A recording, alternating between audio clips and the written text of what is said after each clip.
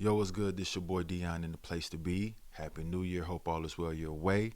All right, so as you see by the title and thumbnail, you already know what's about to go down. All right, so if you're still deciding between the C500 Mark II or C400, or if you're looking for these cameras, whether you're looking for these cameras or not, but if you are, um, we're gonna dive in on this video on why I believe the C500 Mark II in 2025 is a great deal, a steal, and all the above. We about to get it popping. So let's get into it. So in today's video, I want to talk about why I purchased the C500 Mark II over the C400. Okay, C400 just came out. Phenomenal camera. Has the RF mount, full frame, 6K. The list goes on. Great camera, but it gave me glimpses immediately when I saw the camera come out. I thought about the C500 Mark II. That was an original camera I've always wanted. The MSRP on the C500 Mark II when it first came out was literally $16,000. Okay, so yeah, that explains it all why I didn't get it then. But in today's market, it's a great option, and it has all the similar features as the new C400. Great image quality, and so I got to thinking, let's do some comparison here. So the C500 Mark II is a beast. All right, you are getting 5.9K raw. You're getting a full frame sensor. All right, and you definitely getting that Canon color science. So I mean, that right there in itself is something to think about. So the C500 Mark II shoots 15 plus stops of dynamic range. Um, Once again, it has that full frame sensor, built-in ND filters, very comfortable to hold. You can shoot RAW and XF AVC 10-bit, and RAW you'll shoot 12-bit. You get C-Log 2 throughout the entire camera. They just released the R5 Mark II that does have C-Log 2 in the camera, which is awesome. But it being a mirrorless camera, I wouldn't compare a mirrorless camera C-Log 2 to a cinema camera C-Log 2, if that makes sense. And this camera is a favorite among filmmakers, professionals, solo operators, content creators, documentaries. It does it all. It's Netflix approved, so it is truly a bang for your buck. It has dual pixel autofocus, and a really cool feature about it is that it is an EF mount, but you can also add a PL mount. So with the cinema camera, I'm learning, or I've gotten comfortable with, using cinema lenses. That's another topic for another video, but I do think it's important when you get a cinema camera, you should be using cinema lenses.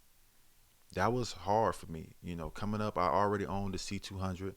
I already owned the Canon R5C, and I was just very comfortable with using photography lenses.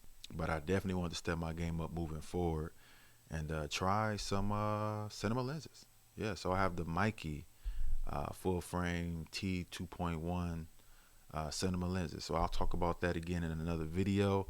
But I'm liking what I'm seeing. And what's cool about this video, this unique video that I'm filming here, I'm actually shooting with the C500 Mark II and using a cinema lens. So what you see is what you get, which is amazing quality. I'm shooting in XF AVC, just 10-bit, and it looks phenomenal. So yeah, keep that in mind.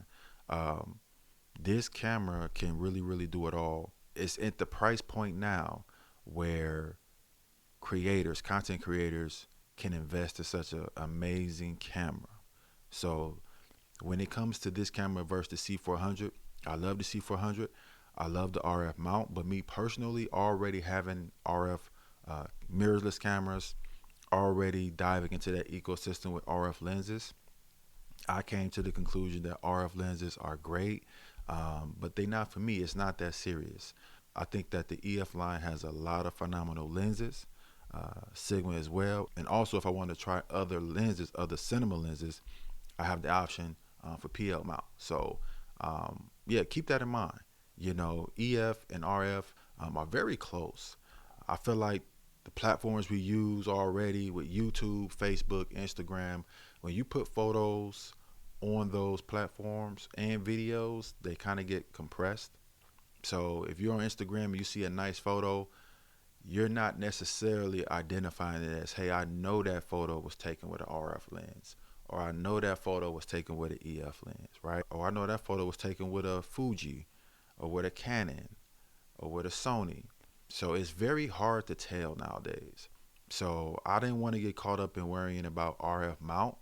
I wanted to focus on making sure I can get a bang for my buck. A high quality cinema camera that's a workhorse, that's a powerhouse, that does what it needs to do, and just very reliable at any time. And the C500 is just very reliable. The camera comes on, it works. You get an amazing image quality from the sensor. Yeah, it just does so much. It just does all the things you want it to do. Another main feature on why I really got this camera, the cinema camera, is I love the CF Express Type B card. But I own the R5, and once I got a hold of that card, how quick you're able to upload the images and videos, and the storage factor when it comes to the CF Express Type B card. Um, I couldn't go back to an SD card. So I did own the C70 for a little bit, but it only had SD card slots. And yeah, I'm just not an SD card slot guy when it comes to video. I love the option of being able to record at a high bit rate. And so yeah, this camera has dual CF Express Type B slot cards with the option to simultaneously record with an SD card as well. So you can use an SD card, you can use two CF Express Type B cards in this camera. So that right there alone, that's a strong feature. That's a great feature to have, especially for anybody that's got long shoots, um, documentaries, weddings, corporate work. You definitely will have the storage when you have those cards and those options. So um, great options to me. I know that's a little off for people. Everybody buys cameras for many other reasons, but for me, that CF Express Type B slot really was a game changer, and having two of those, I mean, what more could you ask for on top of already the great features the C500 Mark II brings?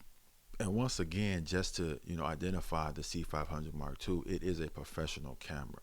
Has a full HDMI port, SDI out, XLR imports for your microphones built into the camera. You get time code and Genlock support. So, I mean, that's all built into the camera. I don't have to buy a monitor with SDI and buy extension cords for connecting the microphones or connecting the HDI cords and things of that nature. It's already built into the camera.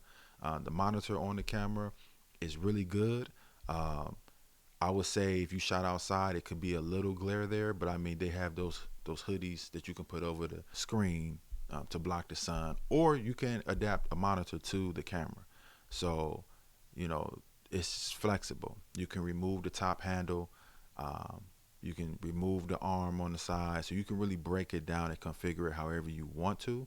That's another thing. And the C500 Mark II, it's not really that heavy, and it's just pretty much ready to go. Once you put the handle on, it already comes with the screen.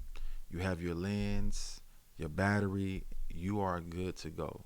Um, you have everything you need to have a successful shoot, and whatever you do, from corporate work, film, documentary, short film, just being creative, you have everything you need. The menu is easy to go through, very fluent, and it's Canon. So yeah, I mean, the C500 Mark II, I've had it already for about 4 to 5 months.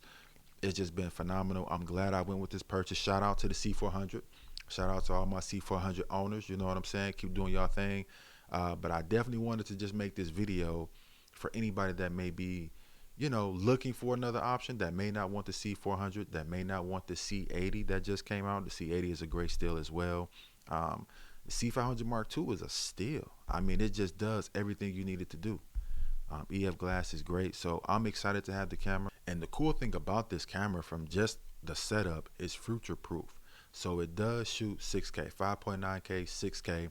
It has CF Express Type B slots, the same as the C400. And me personally, I truly believe that the C500 Mark II image quality is up there, or if not the same as the C400. Seriously, like, this is a great camera, great quality, and a great option, especially for somebody that's getting into cinema cameras that don't necessarily want the older C200 or the C70, but don't want to necessarily jump right into a C400. So the C500 Mark II is a great camera. I'm excited to have this camera. You're going to see this camera a lot on my channel, and definitely for me, I'm going to be using this camera in the future for a lot of creative projects on the channel, external work. And so I'm just excited to have a camera that works, does everything I need it to do, um, very reliable, and overall it's just a fun camera. Once again, I hope this video has helped somebody out there make a decision.